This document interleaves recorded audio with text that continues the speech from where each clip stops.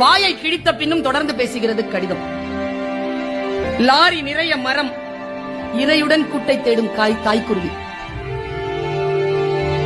காற்றுக்கு சலிப்பதே இல்லை, ஒரே புத்தகத்தை 1000 முறை புரட்டுகிறது. இலையின் நடனம், அதே காற்று, இலையின் மரணம். சரிந்த மேம்பாலம், இழிபாடுகளுக்கு இடையில் சிக்கியது ஊழல். மணல் விற்கும் திருடனுக்கும் தேவைப்படுகிறது அவன் அஸ்தியை கரைக்க ஒரு ஆறு.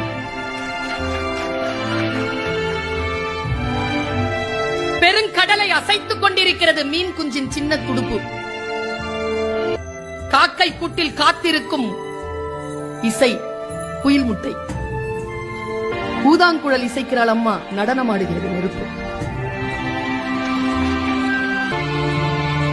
வறுமையால் படிப்பை பாதியோடு நிறுத்திவிட்டனர் எதிர்வீட்டு லட்சுமியும் சரஸ்வதியும். குபேர மூலையின் சுவர் முழுக்க கடன் கணக்கு. யானைக்கு இனித்தது போலவே எறும்புக்கும் இனிக்கின்றன கரும்புகள். குழியில் விழுந்த யானை ஏறி செல்லும் எறும்பை வியப்புடன் பார்க்கிறது.